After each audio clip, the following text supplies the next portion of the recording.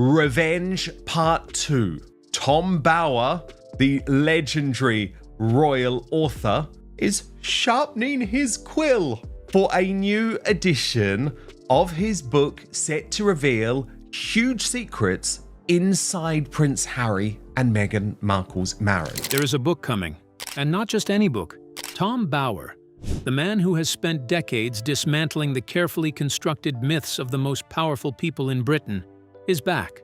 He's gathered his sources, locked in his legal checks, and what he has found for Revenge 2 is being described by the man himself as unprecedented. Not dramatic, not controversial, unprecedented. And if you know anything about Tom Bower, you know he does not reach for that word easily. This is a barrister-trained investigative journalist who has written legally airtight books on prime ministers, billionaires, and media moguls.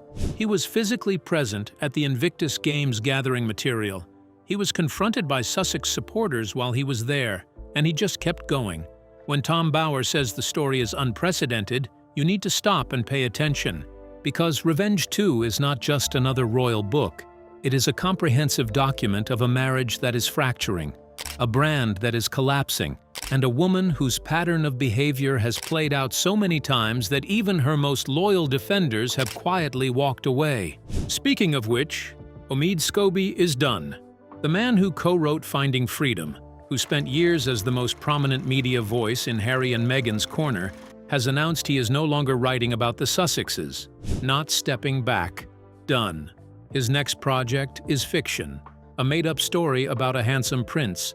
At the exact same time, Bower steps forward saying there is more story than ever. Meghan's biggest media ally waves the white flag. That is not a coincidence. It is a signal. And what it signals should alarm Harry deeply. Who is Tom Bower and why does his return matter so much? Before we go deeper, let's make sure we understand exactly who we're talking about, because the weight of what's coming depends entirely on understanding who Tom Bower is and how he works. Tom Bower trained as a barrister before he became a journalist. That legal background is not incidental. It shapes everything about the way he gathers information, verifies sources, and constructs his arguments. Everything he writes is legally checked. Every claim is sourced. He doesn't publish things he can't stand behind. That is not an opinion. That is his track record over decades of serious investigative journalism. He has written explosive books on Robert Maxwell, Tony Blair, Richard Branson, Simon Cowell, and Jeffrey Archer, among others. These are not light celebrity profiles. These are deep investigative works on some of the most powerful and litigious individuals in Britain. And yet Tom Bower kept writing, kept publishing, and kept being proven right. When Revenge came out in July 2022, a significant number of people pushed back. They thought it was too harsh. They found it hard to believe in places. They said Bower was being unfair to Meghan, that he was building a narrative that didn't match reality. Where are those critics now? Because in the years since Revenge was published, almost everything Tom Bower identified has not only held up, it has been confirmed by events. The pattern he described in Meghan's behavior, the tensions inside the marriage, the strategic management of Harry, the relationship with the media, the way allies are used and then discarded. All of it has continued to play out in public, in court, in failed business ventures, and in the very visible silence of a woman who was once everywhere and is now nowhere. Tom Bower himself said it directly to the Daily Mirror. A lot of people were skeptical of the first book and couldn't quite believe it. Now more are converted to what I discovered then, and they'll be fascinated by what I've discovered now. That is a man who knows he was right the first time, and who is now sitting on something even bigger. He's told the Mirror he already has significant new material. He described it as an eye-wateringly unique story, not because it's salacious, but because it's unprecedented. A famous couple fighting for themselves relentlessly, restlessly, every single week. The battle, in his words, is increasing, not decreasing. Things are not calming down. They are getting more complicated. And here is the part that should really get your attention. Tom Bower has secured a big money serialization deal with News UK for the Sun newspaper. That means excerpts from Revenge 2 are going to land in one of Britain's biggest newspapers, and they are going to land like bombs. So when the book arrives, The first wave of revelations is going to hit millions of readers on both sides of the Atlantic simultaneously. Now ask yourself this: if the story of Harry and Meghan was winding down, if there was nothing left to say, if everything was fine in Montecito, would Tom Bower be building toward this? Would The Sun be paying serious money for a book that didn't deliver? The answer writes itself. The dump pattern. Once you see it, you can't unsee it. Here is where Tom Bower's work becomes genuinely important, not just as royal commentary, but as a documented, sourced, consistent portrait of a pattern of behavior. Because what he identified in Revenge, and what Revenge 2 is apparently going to take even further, is not a theory, it is a pattern, and it has played out over and over again in Meghan's life, with different people, in different contexts, but always with the same structure. Look at the evidence. Her father, Thomas Markle. Whatever the complicated history there, and there is complicated history, he is not in her life. He has been cut off completely. He was present, he was useful in certain ways, and then he was gone. Meghan has not had a meaningful public relationship with her father in years. Her first husband, Trevor Engelson. They were married. She got the role on Suits. Her career started moving, and Trevor Engelson was gone. The timing is what it is. The Canadian boyfriend she was with right before Harry. From multiple accounts, that relationship ended the moment a better opportunity appeared. Not gradually, not with a long, messy breakup. Gone. And then there are the allies, the staff, the advisors, the people who worked closely with her inside the royal family and outside it. The stories of people being let go, relationships burning out, and allies going quiet are consistent, and they come from multiple directions. Tom Bower documented this in Revenge. His argument was clear, and it was sourced. Meghan has always moved toward what serves her and moved away from what doesn't. And when someone has served their purpose, the relationship ends. This is not a character assassination. This is a pattern of behavior that has been documented across years and across multiple relationships. Now look at Omid Scobie. For years, Scobie was Meghan's most visible media ally. He co-wrote Finding Freedom. He pushed the Sussex narrative in interview after interview. He appeared to have genuine access and a genuinely close relationship with the team. And then something shifted. His last book, Endgame, got a lot of press, but didn't sell. By multiple accounts, the relationship between Scobie and Meghan cooled significantly after Endgame underperformed. And now, rather than writing a third book, some triumphant account of how the Sussexes built something meaningful, he is writing fiction. Sound familiar? He was useful. He was Meghan's voice in the media. He carried her narrative for years. And then when that stopped being useful, when Endgame flopped and the Sussex brand started to feel like a liability rather than an asset, the relationship apparently cooled. And Scobie is out, writing made-up stories about handsome princes. That is the dump pattern in action. Again. So here is the question that Tom Bower appears to be building toward in Revenge 2. And it is the most explosive question in royal commentary right now. Has Harry reached the same point? Has Harry, like Thomas Markle, like Trevor Engelson, like the Canadian boyfriend, like Omid Scobie, has Harry now served his purpose? What Meghan actually wants, and why Harry can't give it to her? Tom Bower has been very direct about this. His analysis of the fundamental crisis inside this marriage is not complicated, but it is devastating. Meghan's goal, according to Bower, is to become a billionaire celebrity. That is what she is working toward. That is the lens through which every decision gets made, not the marriage, not the family, not the Sussex brand as a shared project. The billionaire celebrity empire. Hers. He put it plainly.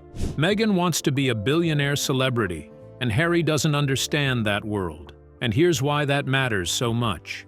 Harry grew up completely removed from financial reality. He has never had to worry about money in any serious way. He has never had to hustle, never faced financial insecurity, never experienced professional humiliation. He spent his entire life with a car when he needed one, security when he needed it, homes provided, expenses covered. Meghan's experience was the polar opposite. She worked hard for years, felt overlooked and underestimated, faced constant professional rejection and instability, and developed a very specific and very intense hunger for financial security and status as a direct result of all that struggle. That drive in her is not casual ambition.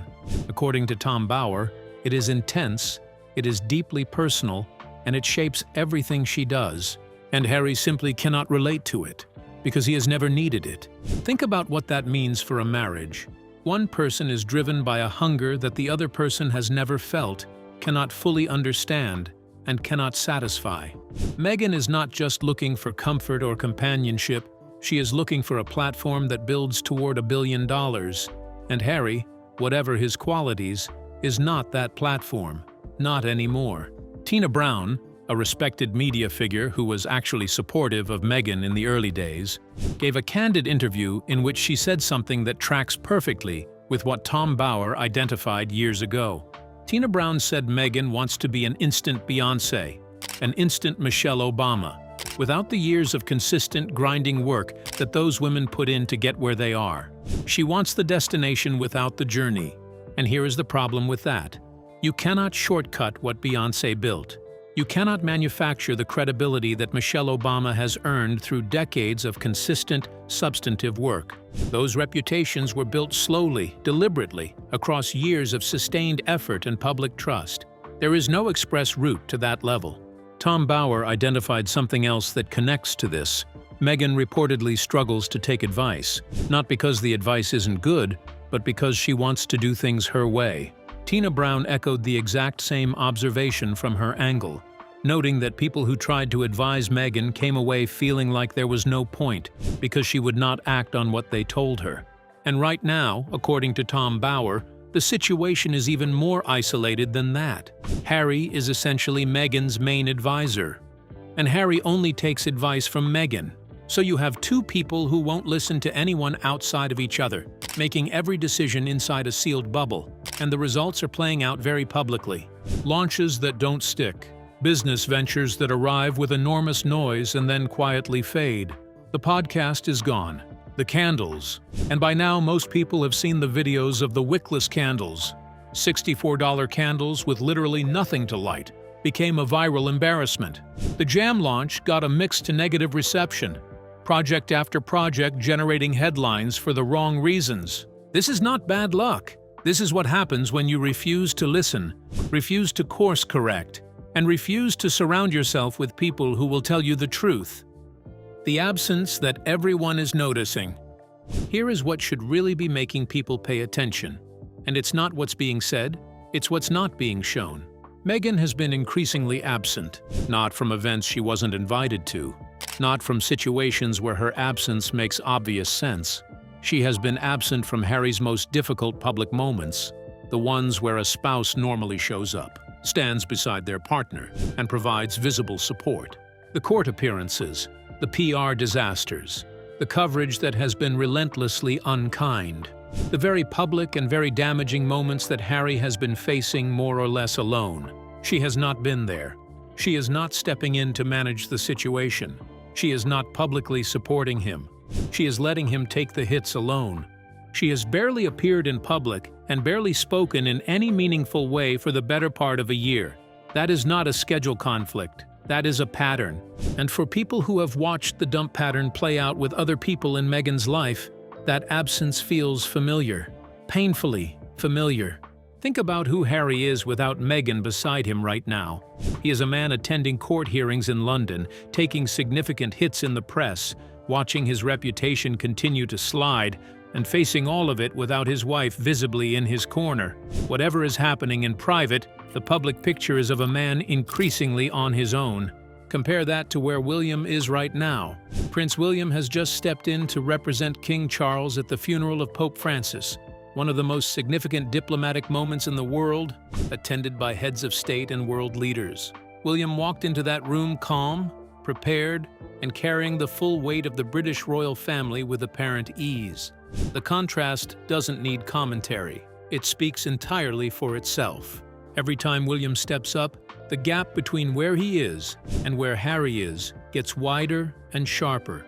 What Harry walked away from is becoming clearer every single week. The Jordan trip, and the security contradiction. There is one recent episode that encapsulates the entire problem of Harry and Meghan's public positioning better than almost anything else that has happened recently. And it involves a trip to Jordan. Harry and Meghan traveled to the Middle East during a period of rising tensions in the region. This was not a secret.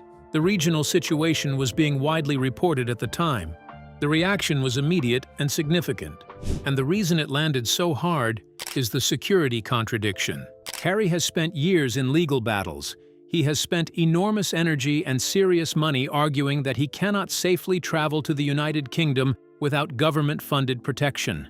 That argument has been the foundation of some of his most public fights. The court cases, the headlines, the statements. The claim that he is in physical danger in Britain without institutional security support has been central to his entire public narrative. And then he and Meghan flew to Jordan during a period of regional tension, apparently without any of the security concerns that make the UK feel so dangerous becoming relevant in a volatile Middle Eastern country. The inconsistency was impossible to miss. People online noticed it instantly. The press picked it up immediately. It became a diplomatic incident.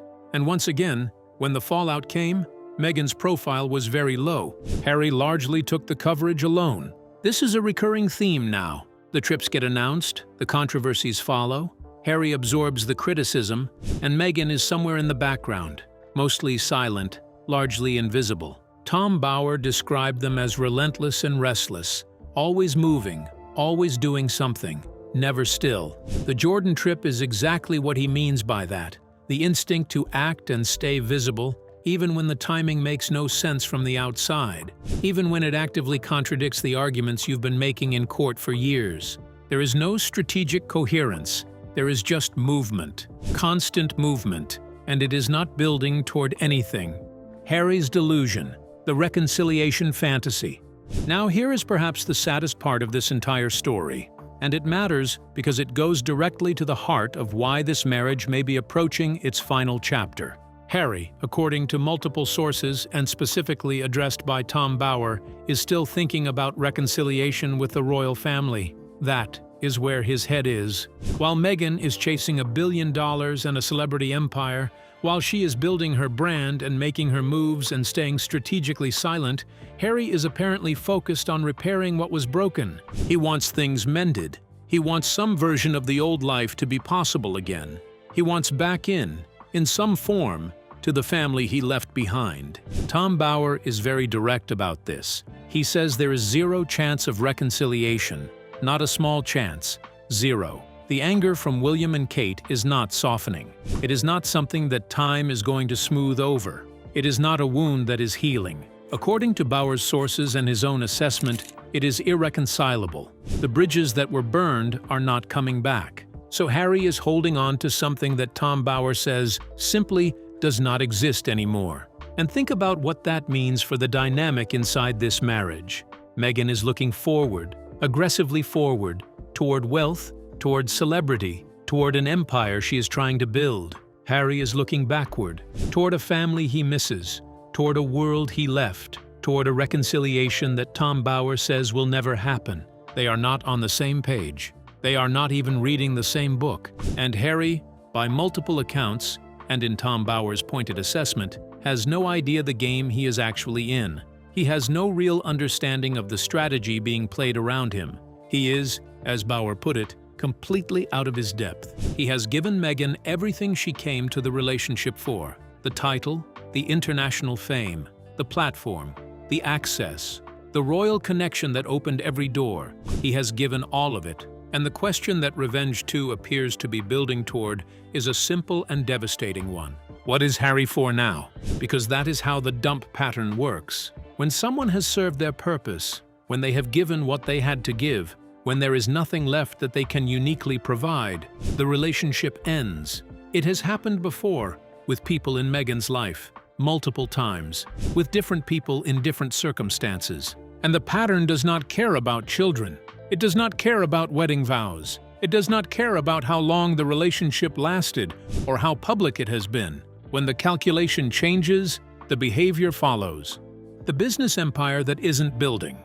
Let's talk about the money side of this. because Tom Bower's core argument about Meghan's ambition only makes sense when you look at what the business reality actually is. And the business reality is not what was promised. The deals have not stuck, the ventures have not scaled, the projects have launched with enormous noise and then quietly faded. The podcast ended. The Netflix deal produced content that was watched initially and then forgotten. The jam, the candles, the lifestyle brand, none of it has created the durable, growing, compounding business empire that a billionaire celebrity requires. Tina Brown's observation is worth returning to here. She said Meghan seems panicked in her business approach. She keeps jumping to the next thing before the current one has had time to develop. That is not how empires get built. That is how noise gets made. And noise is not the same as substance. The difference between Meghan's current trajectory and the trajectory of someone like Beyoncé or Michelle Obama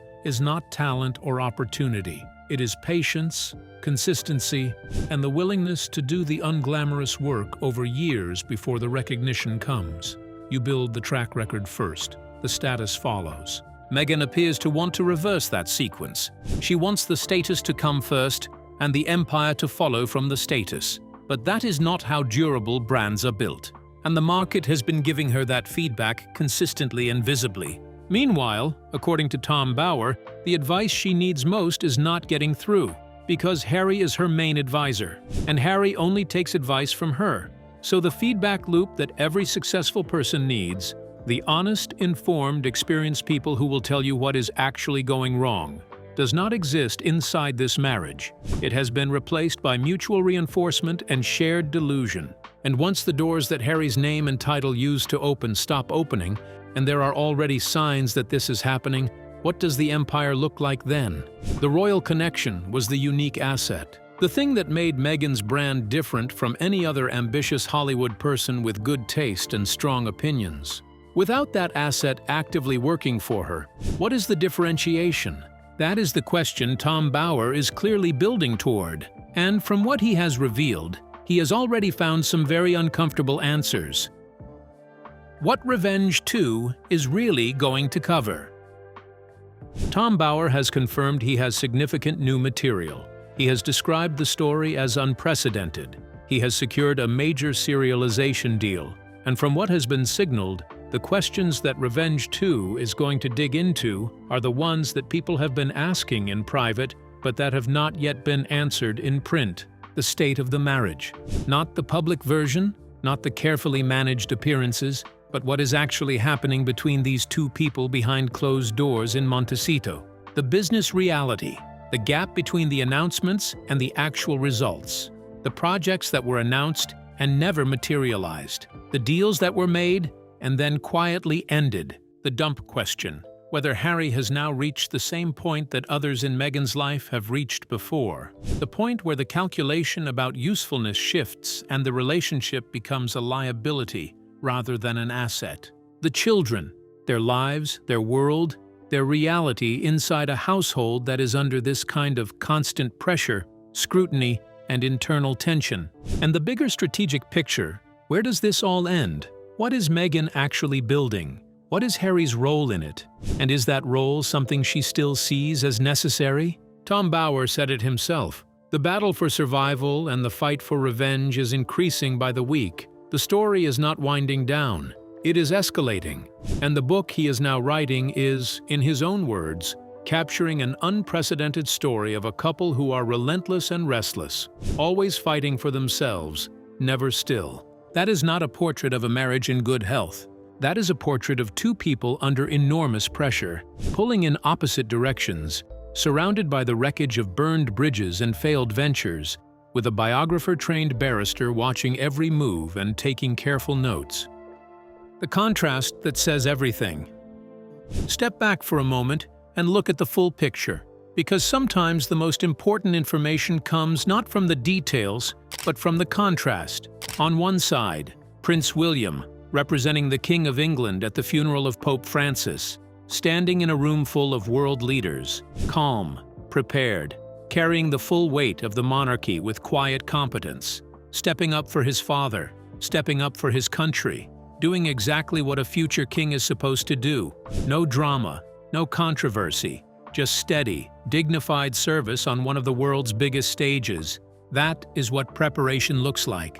That is what purpose looks like. And the entire world was watching. On the other side, Harry and Meghan in Montecito, a trip to Jordan that sparked a diplomatic incident, a business empire that is not scaling, a marriage where, according to Tom Bower, the two people involved are not even working toward the same thing.